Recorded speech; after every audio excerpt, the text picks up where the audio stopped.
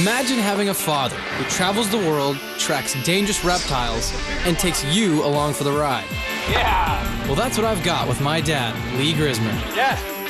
He's a total authority on reptiles, and he's as tough as nails. This guy can slug it out on any environment, any place in the world, through any injury. The guy's nuclear. Cool. My son Jesse is no slouch either. Since he could walk, he's joined me on my expeditions. Now, he's a published biologist and a fearless tracker. He'll crash through trees, he'll jump off boulders, he'll dive in rivers. Some say he's a chip off the old block. We've been all over the world in search of rare and often deadly reptiles. But our latest expedition is our most ambitious one yet. We're after one of the most elusive snakes in the world, the deadly Tioman pit viper. We'll scour remote Malaysian islands to try to find this rare viper and uncover what makes it unlike any other poisonous snake on the planet.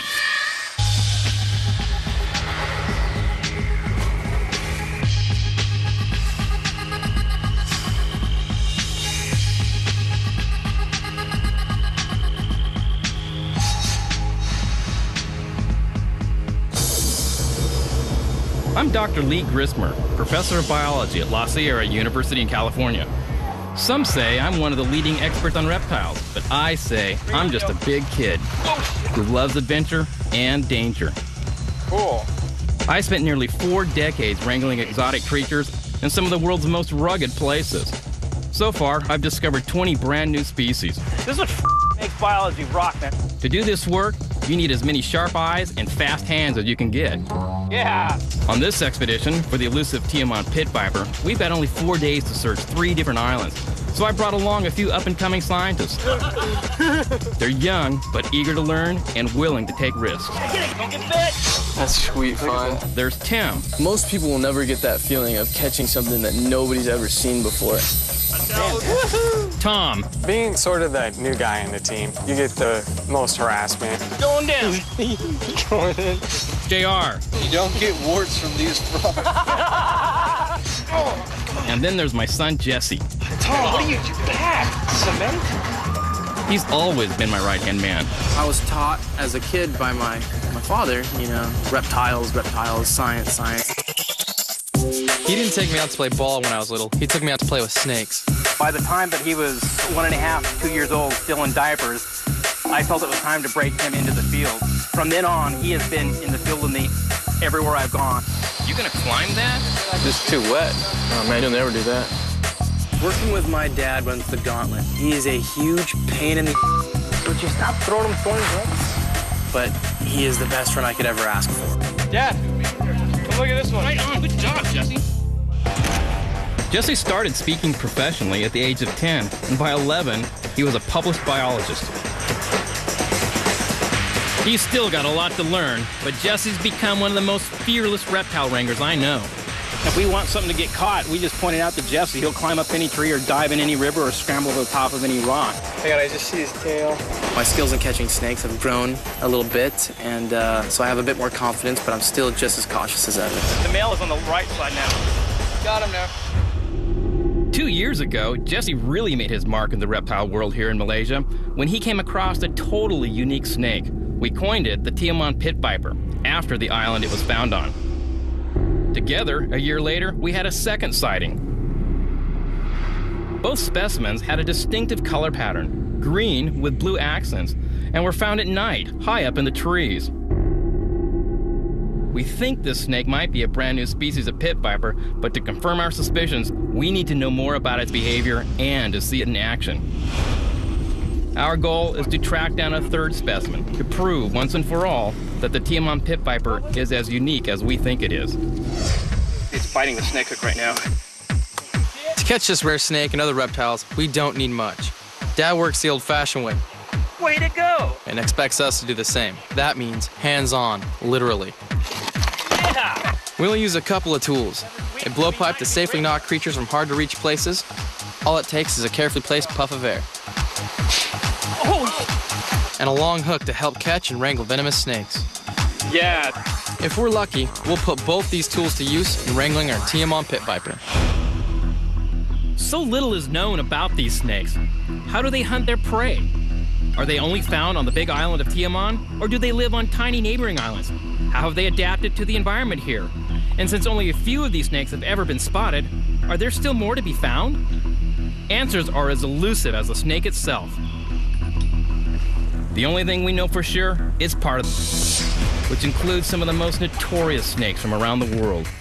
All pit vipers have imposing fangs that act as syringes, injecting venom into their prey, and heat sensors behind the nostrils called facial pits. They have this facial pit that can detect a 0.2 degrees change in Fahrenheit. So basically, if you put your foot down on the ground and pull it away, it can see where your foot heated up the ground. Essentially, they're seeing infrared. So they can track their prey in total darkness. No wonder pit vipers are among nature's most dangerous and extraordinary predators. The pit viper we're after has only been spotted here off the eastern coast of Malaysia. If we have any hope of actually catching this rare snake, we'll have to scour Tioman, the island where our last two specimens were found. And to see if this snake's habitat ranges beyond Tioman, we'll also check out two neighboring islands. Southeast Asia is perfect reptile country. It's hot, lush, and humid. We know there are hundreds of reptile species here, and some are big, really big. Oh, hurry up, Tom. You run to that tree, Tom, run to the tree. Our first sighting is one of the world's largest lizards, the water monitor.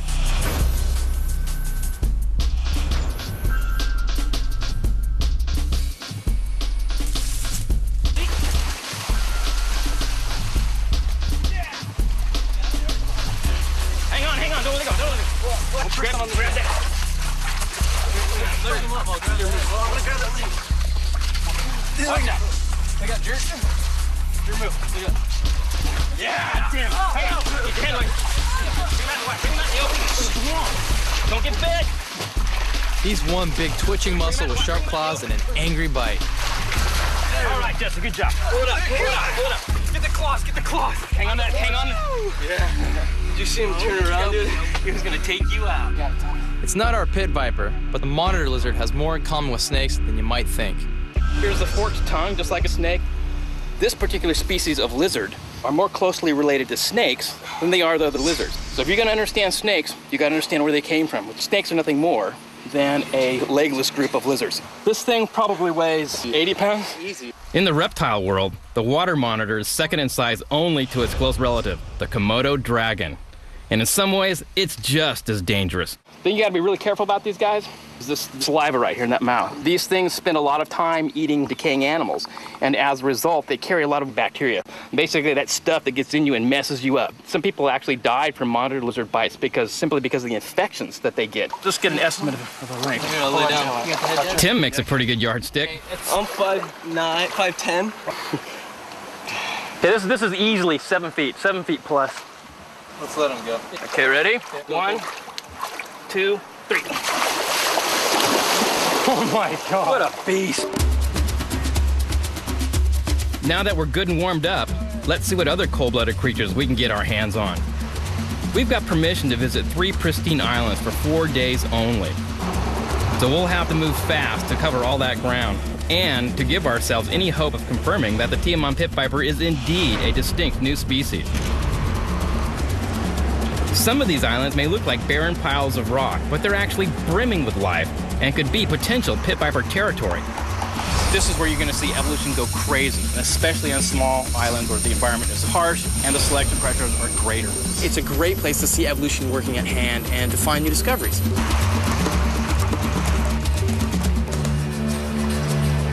Reaching this island is one thing, but actually setting foot on it is another. There's about a meter depth between the coral and the top of the water where the boat can go, and so since it's low tide, it makes it even worse. The island is surrounded by sharp rocks, which could tear the bottom off the boat, so we're gonna have to swim for it.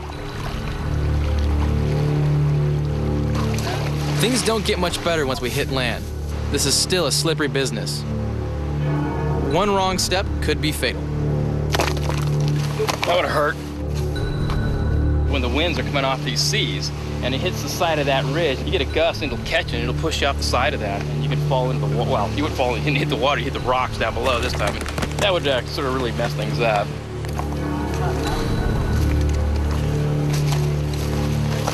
Whoa! Yeah, watch out behind you. These are great budding young scientists. They're energetic, they're strong, they're willing to work hard. But the fact is, they are kids. And you watch them monkeying around, and you know, at times that can be a bit dangerous. But no risk, no gain. Yeah! Got it? I got it. Yeah! Jesse's found a great sign for our quest, a lizard called a sun skink. It's often the prey of other Malaysian pit vipers, like the Hagans. This skink's not only snake food. What's great about this one is that you see the orange pattern on it, and then it has the speckling behind it. Usually you either have the orange or the speckling pattern. So this is a completely new color pattern. It's got the orange stripe of one skink and the white speckling of another. We have never seen this population of skink before. There is a reasonable chance that this is a new species. This is just a great example of A, the genetic change this population has undergone, and B, just a foothold which evolution has to work on. That's a potential new species of skink in under an hour. And chances are, it's not alone. You got one? Yeah! Good job. Same thing too, man. Look at that. Way to go, guys. Cool, man. Good job. After checking the rest of this island, it's clear that skinks are at the top of the food chain. The reason their density is so high is because there's nothing preying on them. That means there are no large snakes here. But the next island on our agenda looks like pit viper paradise. It's covered with thick vegetation and lots of good hiding places. There's lots of different niches and little nooks and crannies for lizards to hang out in, which is going to be the prey base for the majority of the snakes on this island. And generally, when we see something like that, we always see a top predator, which is usually a snake. The place is crawling with prey for hungry pit vipers. Here's some more of those skinks. Just like we're finding on the other island, we're marking how they had the orange stripes and everything on the side. Well, look at them on this island. They're unicolor. No striping at all. No speckling, no spotting, nothing. These islands are evolving separate from one another, so they're changing quite drastically, and they may not be changing the same way. So to see two animals that were once the same thing, now distantly related, see how they've both changed, that's quite interesting. GR spotted another snake snack. It's a young lizard, some kind of gecko. Just a hemidactylus, it looks like maybe. But he can't figure out what species it is just by looking at it. After 40 years in the field, I've learned a few tricks. Your lips are real sensitive, okay? And on some of these small geckos like that, where the tubercles, the enlarged raised scales, aren't so profound, you can rub them against your lips like this. Okay, you can actually feel the bumps, as your lips are far more sensitive than you know, callous tips of your fingers. It's kind of like biologist Braille. By the presence or absence of the bumps on its back, you can sometimes read the exact species with your lips. This is it's Monarchus. Yeah, you can feel the tubercles. These geckos are quite common and easy to identify if you know the tricks of the trade. This should drive the women crazy. Come on, go! It's getting late, and once again we've seen lots of prey, but no snake. We've knocked off the first two neighboring islands and found no evidence of the Tiamon pit viper, but we've yet to tackle the big island. More terrain means more chances of finding our snake. We now have only 3 days to find one of the rarest snakes in the world. Up next, on the trail of the deadly pit viper, we shed some blood.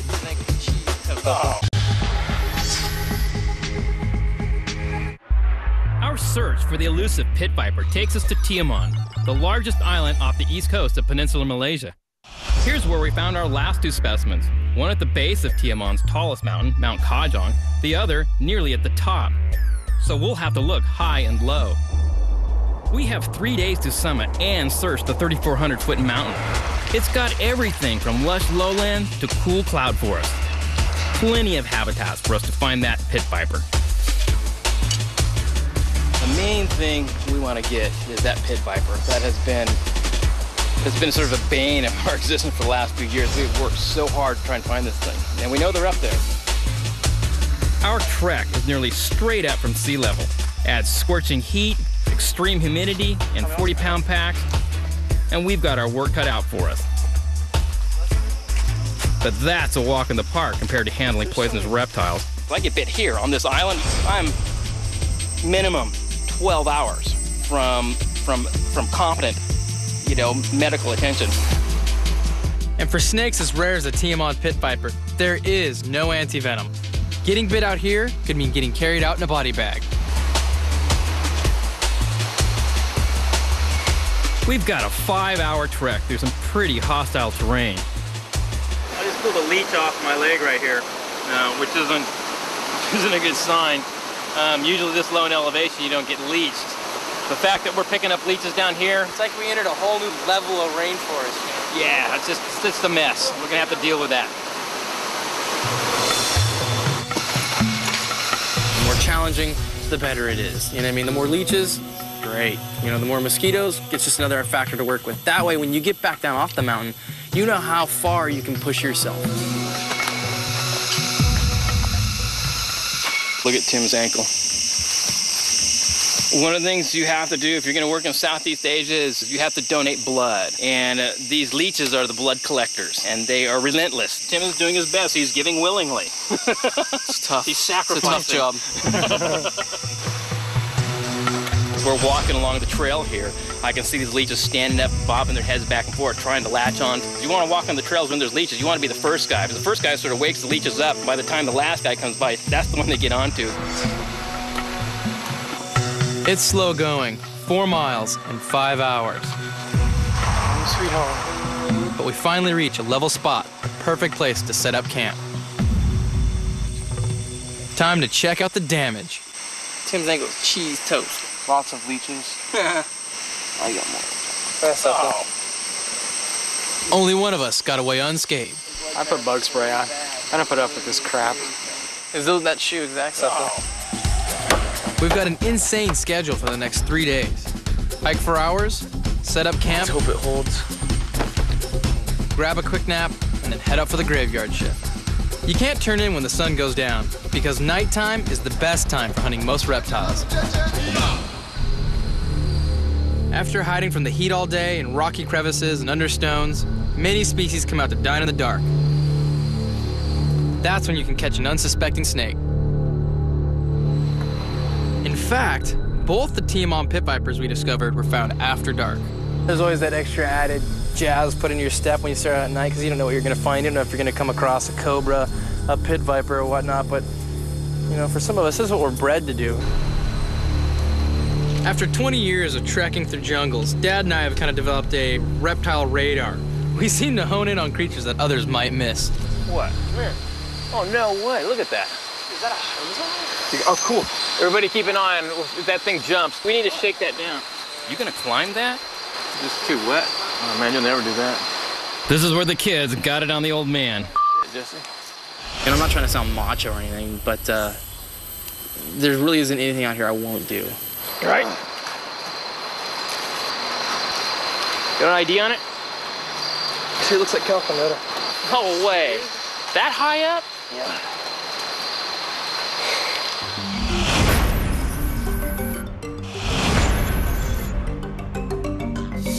That's interesting. This is a frog that usually sits much lower down on the trees. I've never seen one that high. This frog's habitat range must be wider than we thought.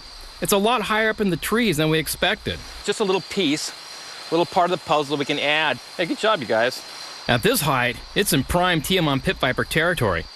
Other pit vipers from Malaysia, the temple and pups, prey on this type of frog, so there's a good chance that the Tiamon pit viper also snacks on these amphibians. We just don't know for sure. That's amazing.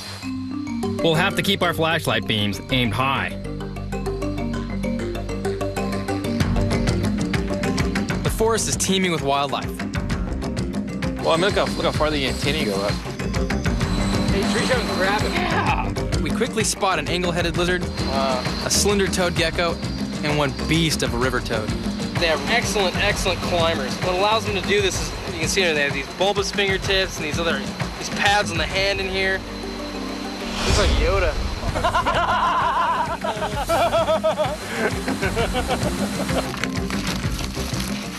Do you see that up there? Looks like Dad's got a bit of the old Jedi snake sense. Look at that, cool. Even from this distance, I can tell it's not the pit viper we're after. It's an oriental whip snake. It's one of these daytime lizard-eating snakes, very long, very green, pointed head, pointed nose. They come out during the day and basically hunt lizard all the time. And what they do at night is they crawl up on the tops of these trees and sleep. Yeah, shake. Keep shaking. In a situation like this, some serious branch shaking is often the only way to get this spindly snake down. Keep going, keep going. I've been doing this for, 40 years, and still I see that snake crawling up the tree, and I just got this irresistible urge just to go up and just, catch this thing. Yeah, go, shake. No, no, grab. Don't let him go back up, don't let him go back up. Go, Tom, go. Yeah.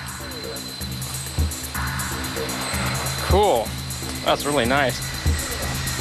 Now, one of the neat things you just saw it doing out there was extending its body, like such as it's doing now, way on beyond its contact point. Being a vine snake that's crawling around in the trees all the time, when it needs to go from one place to another, it has this ability to do this. This snake's specially adapted spinal column allows it to move through the treetops without ever touching the ground. Some oriental whip snakes grow to 6.5 feet in length, and they all can hold 50% of their body in midair. I mean, isn't this like one of the coolest things? Now look at it go. It's going to try and climb to the top of that tree. Now watch this. Look at the way it can cantilever its body out there. Okay? That's an awful lot to ask for. Yeah, give me a hand there. There he goes. Look at that, look at that. Isn't that amazing? So its beauty and its grace and the anatomy, the way it's put together, just a fantastic animal. Yeah, now you tell me nature doesn't rock. A good night's work, but the Tiamat pit viper is still at large. Ahead on Animal Planet, snake chasing gets dangerous. Jesse, are you bit?